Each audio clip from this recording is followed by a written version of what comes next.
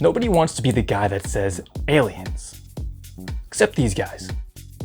A lot of the key witnesses we've seen on the news, like Luis Elizondo, Commander Fravor, Lieutenant Dietrich, and so on, when asked for their personal opinion on UFOs, go with the default "I don't know," because it's a non-triggering, acceptable, stoic response. It keeps social criticism off your back, and maybe in some cases they have to follow a non-disclosure agreement. But at the end of the day, when presented with the data, I think most of us quietly sense the real deal. So I'm going to take the hit for you guys today. Let's fearlessly look at the logic of aliens. What's up guys, my name is Paul Claremont, welcome back to the channel. Usually I explain the spiritual path and esoteric philosophies, but today we're going to talk about the possibility of advanced beings from other star systems in light of the recent UFO confirmation and disclosure. We've been presented with a short list of ideas for their source, but let's play devil's advocate and focus on extraterrestrials since it doesn't get much official consideration. I would say many of you are open to the idea at this point, but the piece that everyone's missing is a framework for understanding how aliens could be a genuine answer in some cases, if not most or all. Is alien life even possible? How would they get here from light years away? For what purpose would they come here? And most importantly, why do all this in an obnoxiously cryptic way instead of revealing themselves en masse? So in this video, I'm going to fill in those blank spots, render this idea more plausible, and answer some of the common justifiable questions raised by skeptics. Let's do it. Aliens. Okay, let's destigmatize this term. What we usually mean is sentient advanced beings from other star systems that specifically visit our planet. What people often forget is that this discussion of whether or not they exist should also include advanced beings that can't yet travel to other systems, like ourselves. How many Earth-like or hunter-gatherer phase civilizations are out there incapable of perceiving each other due to limitations? Skeptics only focus on ridiculing the UFO phenomenon and construe this matter as if it has to be all or nothing. Super advanced visitors, or no intelligent life in the entire universe. And by the way, even stellar life at the animal level will be a profound fact of existence. So because the terms alien and extraterrestrial have been stigmatized too long and immediately evoke this sense of corny sci-fi stuff, I'll sometimes use the term non-terrestrials. I think this will help us focus on the fact that these would just be beings like us who microwave their Celeste pizzas with cosmic background radiation, come from other star systems, and have different forms. Hopefully not too terrifying, but if we're lucky, maybe there's an evolutionary propensity towards humanoid forms instead of amorphous octopi things. Point number one. Is it statistically possible to have non-terrestrial life? Based on probability, it's basically a certainty that there's life out there of some degree. The same way that we have so many people playing Powerball and the Mega Millions that eventually someone wins the astronomically unlikely jackpot. I think everyone can agree that microbes at least exist somewhere else in this universe. Statistical estimates from 2020 say that in our galaxy alone there's 6 billion Earth-like planets, defined as having similar radius, composition, and orbital distance around a sun-like star, which accounts for important factors like having enough gravity to hold an atmosphere and a temperature range that won't be too hot or cold for biology to thrive. And 6 billion planets like ours is already a compelling number for this argument. But remember, that's only the baseline. There's probably a solid increase if we were to include other types of stars and more of the super-Earth mass range. To further put the odds in our perspective, let's take a look at these other numbers, even though they're hard to conceptualize. There's about 400 billion stars in our galaxy. Around 7% of them are the same class as our sun, G-type. And in the universe, there's an estimated 200 billion to 1 trillion galaxies. By sheer numbers alone, I think someone's gonna hit the jackpot. Microbes at minimum, definitely at least one other advanced race of beings in like galaxy 5,872. Point number two. I think everyone's already on board with that probability argument, so let's get to the good stuff. Assuming a minority of these auspicious Milky Way planets, say 100, developed intelligent life at some point. How would they get here since everything is light years away? There's two aspects to this part you need to consider: timescales and technology. There's several technologies that even we can relate to that could get us to nearby stars in a decent amount of years if we only consider speed. Nuclear fission and fusion, antimatter annihilation, light sails, and micro black hole radiation. Won't you come and wash away the rain? But if a civilization developed even just 500, 1,000 or 5,000 years ahead of ours, they would likely figure out how to make something close to light speed technology, bypassing limitations like survivable g-forces and the infinite energy it would take to accelerate mass to the speed of light. Even so, it still takes starlight multiple years to reach Earth. So how do we make sense of this point? At minimum, let's look at the Alpha Centauri trinary star system, the closest stars to us at 4.37 light years away. If advanced beings lived there, and they have light speed technology, it would only take them 4.4 years to get here, which is very reasonable, even assuming they have a similar lifespan to us and ignoring relativistic time effects. Remember, depending on their biology, medical technology, and how much kale they eat, they might have impeccable lifespans of 500 to 900 years, like our healthy biblical friends, Noah, Enoch, and Jared. Some other reasonably close stars to consider are Barnard Star, Sirius, and Tau Ceti. Long-term colonization. Let's make a reasonable concession though. Even with half light speed travel, if they've been around for thousands of years, who's to say they haven't terraformed, colonized, and seeded many other systems, and now the closest ones are able to reach us in a short amount of time? This would only require the emergence of one original, successful alien civilization. I don't know about you guys, but that's a very fair possibility to me. Now put it in our own perspective. If we, the people of Earth, attained interstellar travel, part of our goal, besides not dying, would definitely be to terraform suitable planets throughout the galaxy, to have as outposts or bases. As we are, we're literally aspiring to do this now with Mars. Why? Because flaming oceans. Just kidding, slightly. I think mostly because it's our natural inclination to explore, to vivify arid lands, and extend our habitat. Along those lines, I think it's important to realize that in such a future, we'll likely have branched off groups of explorers that never rejoin the main population and begin their own civilizations. Number 3, the tech. But I don't think we'd be satisfied leaning on the low-hanging fruit of Alpha Centauri, especially since there's so many other galaxies in the universe. So let's say that most of these contemporaneous civilizations live at least 100 light years away, far enough that even light speed wouldn't really be worth the effort. Like when you sit on the couch only to realize the remote is 10 feet away. A lost cause. This is where we bring in the cool technology we can't yet conceive of. Some people call it ludicrous speed. There's 4 speculative options to consider, and let's realize that the various UFO craft we're seeing don't necessarily use the same interstellar propulsion, and they might even have more than one kind, depending on the magnitude of speed needed. That said, I think they move by manipulating electromagnetic and gravitational fields. Bob Lazar, in his interview with Joe Rogan, indeed suggests that they move by using gravity and that time dilation plays a role as well. So going along with that, the first idea for light speed and beyond is called the gravitic slingshot effect. And this is something I found in an esoteric work called the Law of One. Basically, as you approach the speed of light, we know the amount of energy needed increases exponentially until it becomes infinite.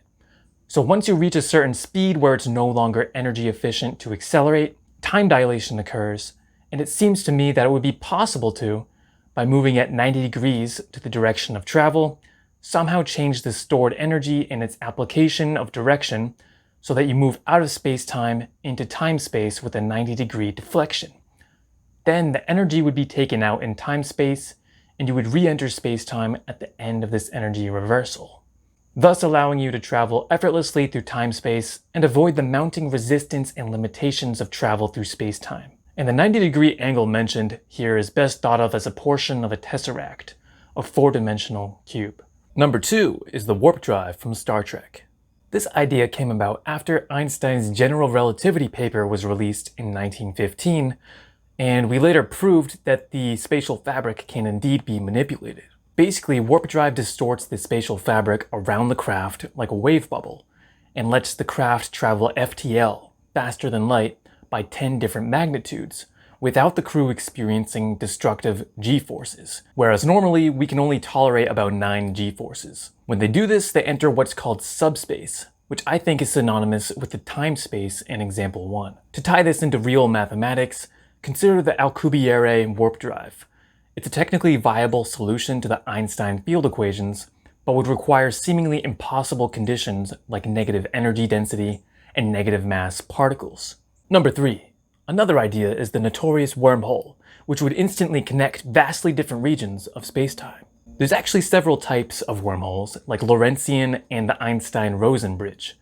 But apparently the only kind that we could actually use, like a functional tunnel, are called the Ellis and Morris-Thorne wormholes. This isn't just imaginative though, it's yet another valid solution to general relativity equations. And the reason this matters to point out is because black holes were originally discovered mathematically as a hypothetical solution as well. And we eventually proved that that is a real thing. In fact, the same thing happened with the positron, the antimatter partner of an electron. It first emerged from the mathematics of the Dirac equation, Paul Dirac's modification to the Schrödinger wave equation, and was later proved. Bottom line is, just because we get weird math results doesn't necessarily mean the outcome is physically impossible. Number 4. Perhaps the most radical would be a form of teleportation. But let me make it more relatable to you. For a while, I've seen a lot of mainstream people entertain the idea or question, are we in a simulation? Like a divine computer program or matrix. So let's work with that. Essentially, the universe is an expanding sphere or ellipsoid of coordinates. You can imagine an XYZ plane like in multivariable calculus. There's a position equation describing every point in that field. Every point is also imbued with the same blueprint program, a set of equations we call physics, how energy will behave. So consider that each point in space has its own energetic signature that advanced technology could match the vibration, equation, or coordinates, however you want to think of it, suddenly reappearing at that point in space by natural law, though seeming like an impossible magic trick. We wouldn't think twice about this happening in a computer game world, where you just hit enter and the algorithm makes it happen. But even if we put aside the simulation analogy, it's not hard to imagine there should be some magic to this when you realize our space-time isn't really inherent to its location, because from the start, it's expanding within an undefined, non-existent realm, just like our dream worlds. And each point somehow knows to retain the same physics programming. Point number 4. Okay, say they exist and they can get here. For what purposes would they make the effort to come here, you ask? I think there's 3 main answers you can entertain: research, assistance, and exploitation. Again, I think it's useful here to put it in perspective of what if we had just attained spacefaring technology and multiple crews went out into space, just like Star Trek? Would aliens come to our planet under that premise? Heck yeah. I hear some people assert that they wouldn't be interested in us. But consider the parallel that it's literally what we're trying to do right now as a species: attain space-traveling freedom and go exploring. Finding lesser or greater non-terrestrial civilizations would be like the coolest thing you could do. It doesn't matter if you can't understand what they're up to. That's literally the point of zoology and anthropology as applied here on Earth.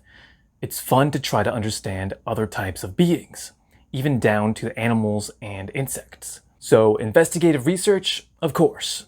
I think that's an endemic trait to any intelligent being, unless they've evolved into some kind of blissful, impercipient ball of light or something.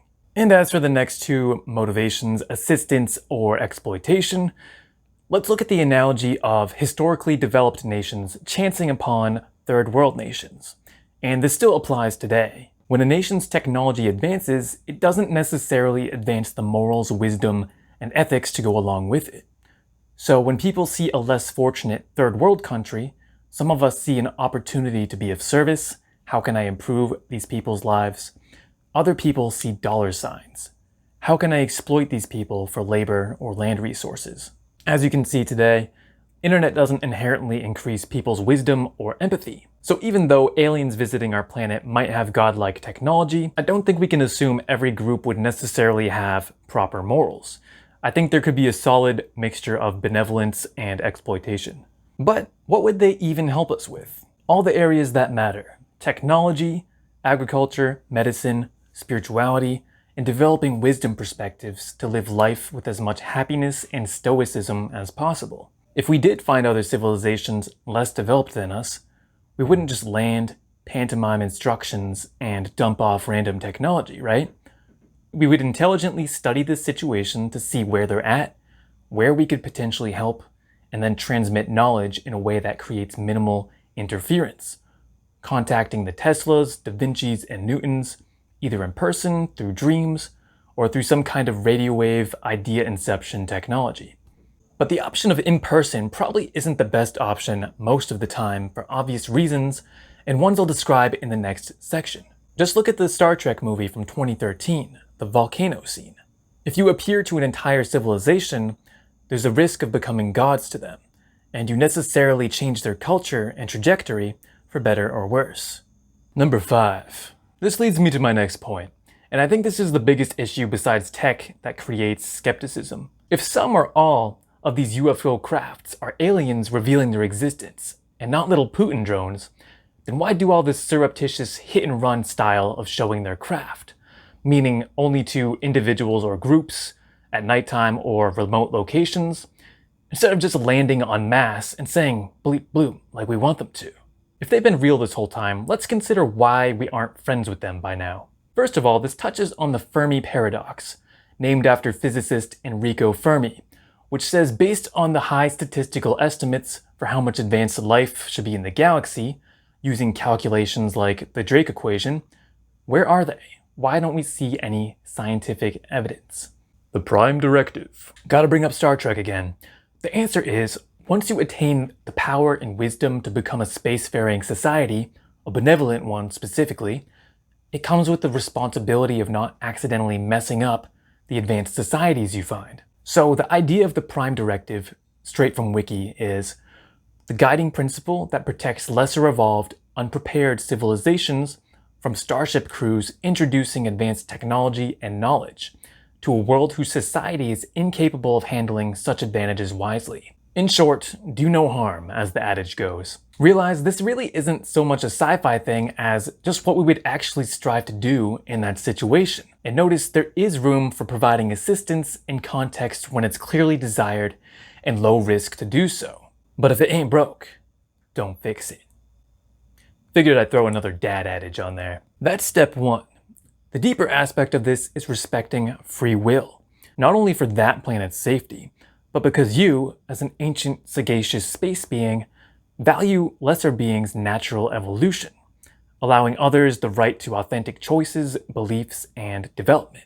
As we see with all the myriad UFO encounters and reports, this can change on an individual or group basis, depending on where that person is at in their worldview, life path, or spiritual development. The sky people, non-terrestrials, know that just showing you a ship in an irrefutable way is going to create a change in your psyche and life path.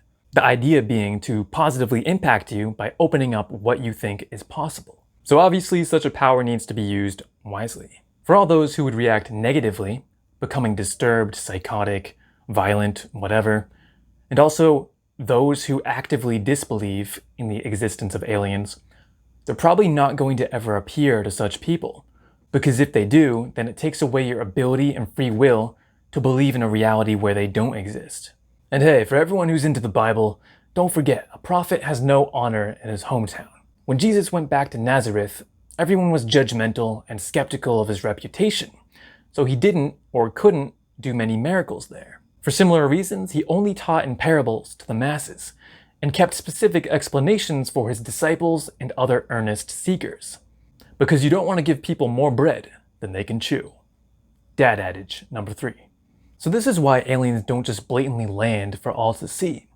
Their goal isn't to egotistically prove their existence to a whole race, but rather to intelligently, strategically provide support where favorable, the nature of which will depend on the era and context. For example, they probably did land in person to many of the ancient cultures, but to irrefutably appear to a whole modern race like ours, which would be easy now in the age of internet, smartphones, and HD video, would be a rather crude and primitive maneuver with a wide range of unknown side effects. And this is because as a collective, we haven't come to a point where the overwhelming majority agrees aliens is a strong possibility, and can also handle all the paradigm-shifting implications that result. So they have to work with the collective belief system. But fear not, there is a way to actualize such a future, and we've been working on it for a few years. The way we actualize disclosure and eventual open contact is by becoming collectively more open to the idea, removing the stigma of investigating it, and developing logical frameworks like I provide in this video for why they could exist and what their objectives would be. And as many of you know, personal and spiritual development will help on an individual level. I haven't talked about this subject from the negative angle, how this would apply to immoral aliens. But just know that being capable of creating craft that can reach our planet, they're wise enough to know that the best way to accomplish long-term exploitation is using various technologies silently, undetected, and behind the scenes, where you don't even know you're being exploited or in what ways. A tactic worthy of Sun Tzu's classic. Number 6, conclusions. So you guys, if the various UFOs we've been seeing are indeed non-terrestrial beings and this becomes proven over the next decade, this should raise a lot of questions. First of all, if our world governments have known about this for a long time, say 70 years, which I think many people suspect is the case, then why have they been keeping it a permanent secret instead of beginning disclosure sooner? At first it might have been homeland security and preventing hysteria, but the unending silence shows new reasons. Perhaps economic incentives. Can't have it messing with the stock markets and certain business models now, can we? Because ultimately it comes down to this. What would it change about the masses if we knew this was definitively real? Revealing this would expand our minds immediately and instantly. People will have to start critically thinking about reality. What else could be real? Suddenly considering all aspects of life beyond the 9-to-5 drudgery. Maybe we start questioning some of the inefficient or unrighteous institutions that our society is built on, becoming more empowered, intelligent, and less acquiescing. But friends, at least the disclosure process and conversation is finally starting. I can't say what it's going to look like from here on out, but all I can say is use discernment and keep an eye out for backpedaling, discrediting campaigns, and other sketchy attempts to water down the narrative from people that might not want this revealed. For example, they might turn around someday and say, all those craft are classified US vehicles, so that you stop thinking about extraterrestrials ever again. The important thing is, if and when aliens are eventually revealed or straight up appear, we need to react with dignity, perceiving them as allies and teachers, but not getting goo-goo-eyed and viewing them as gods to worship. So, my name is Paul Claremont. Thank you for watching. If you enjoyed my presentation, be sure to hit the like button, leave a comment if you're an alien, subscribe and hit the notification bell if you want to see more content about the spiritual path and esoteric topics. And if you made it this far and want to help accelerate the disclosure timeline, I suggest you read the text I mentioned, The Law of One, to give you a philosophical framework for the reality implied by extraterrestrial beings. Links below. Peace.